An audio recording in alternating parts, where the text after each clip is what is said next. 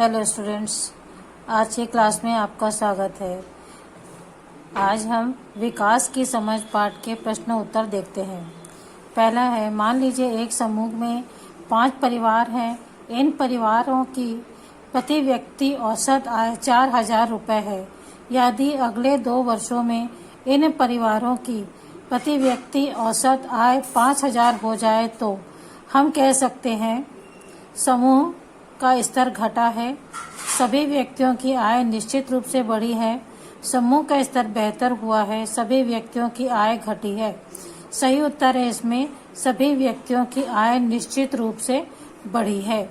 दूसरा है, सरकार द्वारा बिजली की सुविधा प्रदान की जाती है अतिरिक्त बिजली का उपयोग करने के लिए, पैसे कमाने के लिए, सार्वजनिक हित के लिए, सरकारी कार्यालयों के लिए।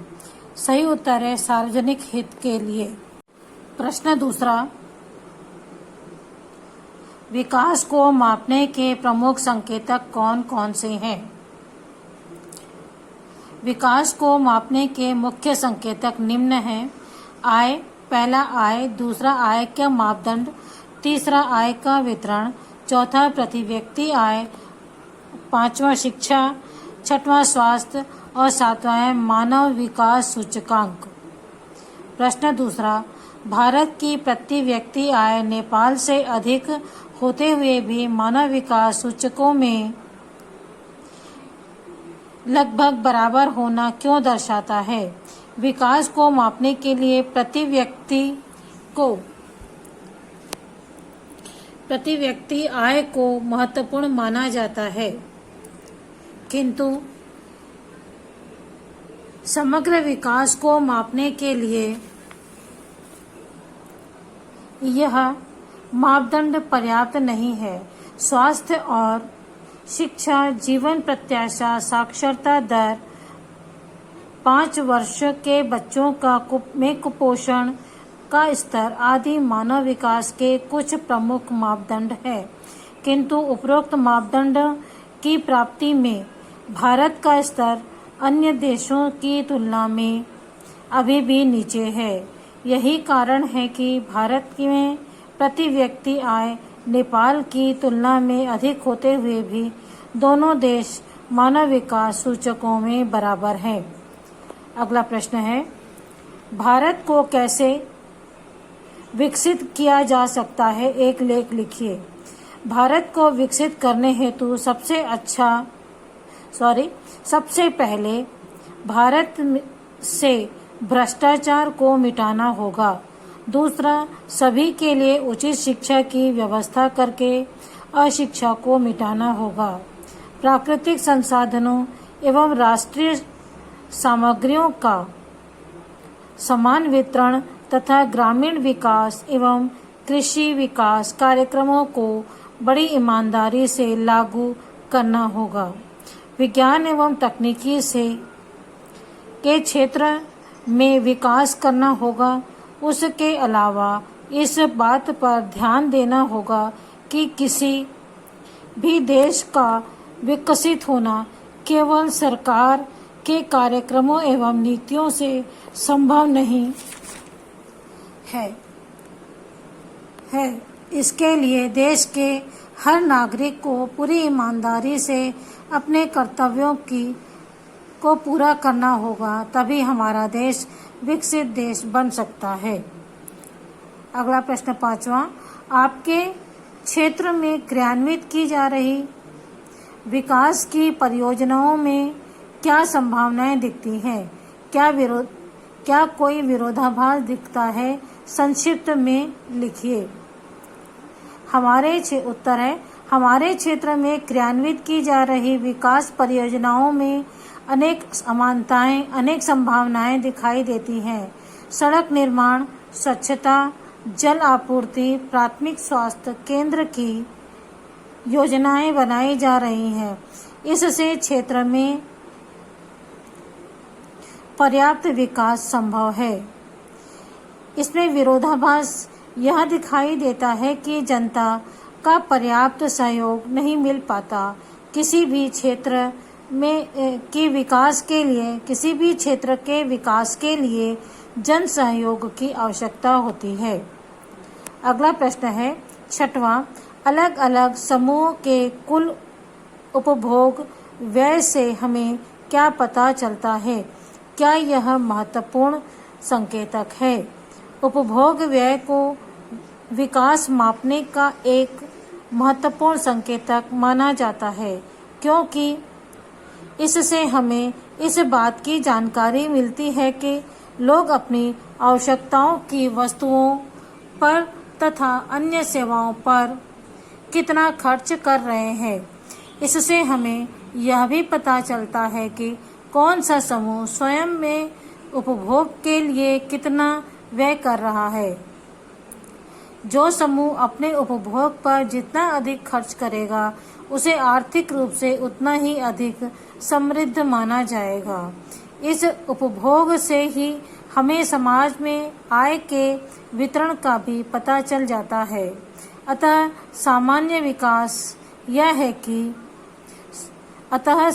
निष्कर्ष यह है कि जिनकी आय अधिक से अधिक है, उनका उपभोग व्यय अधिक तथा जिनकी आय कम है, उनका उपभोग व्यय भी कम है। अतः विकास के मापक के रूप में यह एक महत्वपूर्ण संकेतक है। अगला प्रश्न है, महिलाओं की बेहतर शिक्षा के लिए और क्या क्या उपाय करना चाहिए? अपने विचार लिखिए।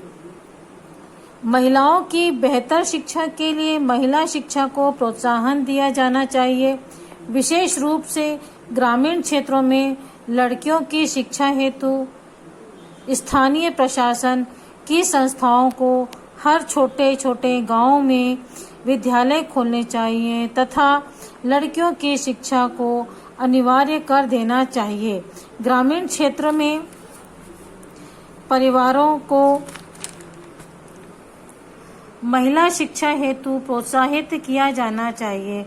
नगरों में निजी शिक्षा संस्थाओं पर भी सरकार को दबाव बनाना चाहिए कि वे लड़कियों को शुल्क में छूट दें तथा सरकार द्वारा उन्हें विभिन्न प्रोत्साहन योजनाओं का लाभ दिया जाना चाहिए। अगला प्रश्न है, औसत आय से आय के वितरण की असमानताएं छिप जाती हैं, क्यों?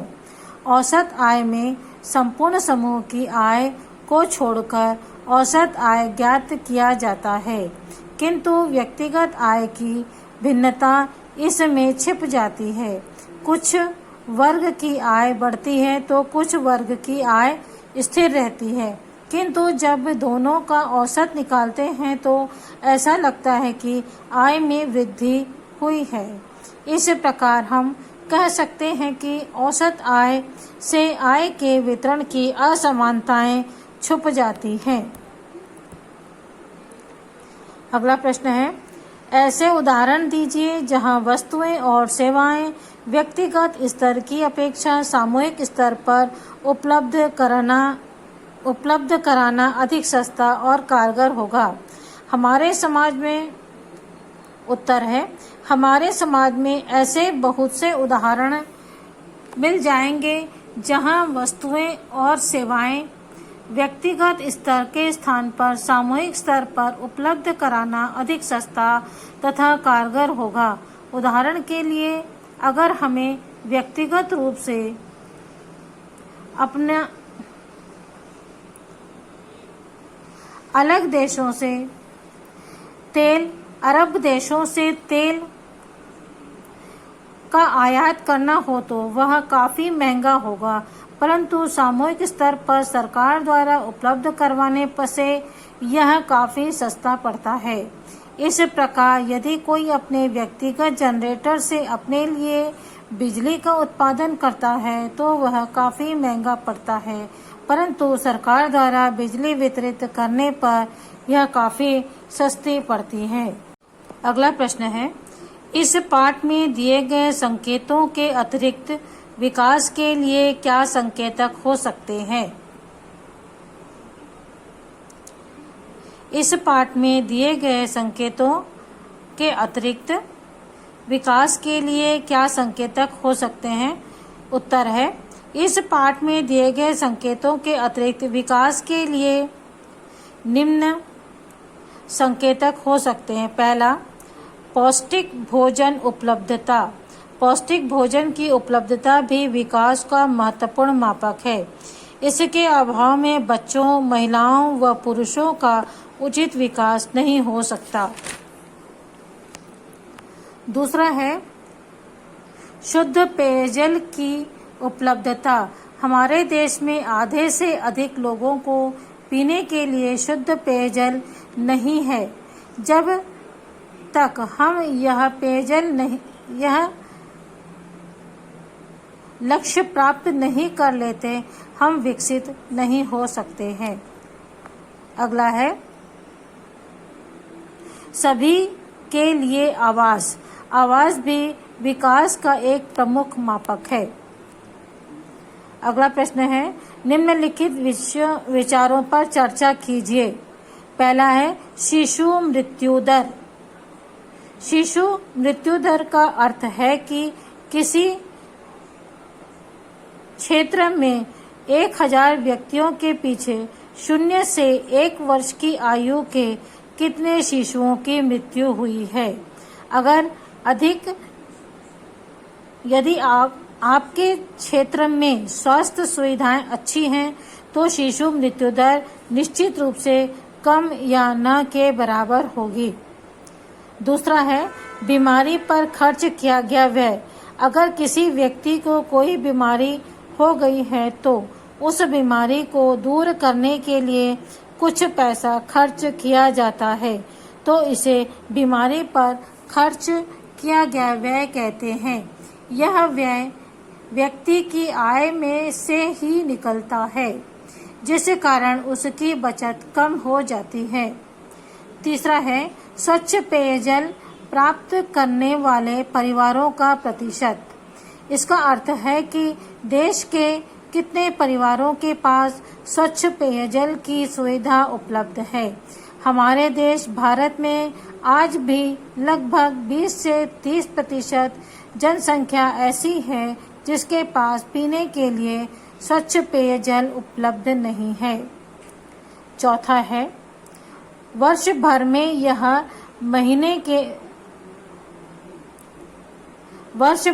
6 महीने से कम रोजगार प्राप्त करने वाले लोगों का प्रतिशत। इसका अर्थ है कि एक वर्ष में कितने लोगों को कम से कम 6 महीने के लिए रोजगार प्राप्त होता है। भारत में यह प्रतिशत 60% के करीब है। अगला प्रश्न है तालिका 17.3 में हम मानकर चल रहे हैं कि इस दौरान वस्तु और सेवाओं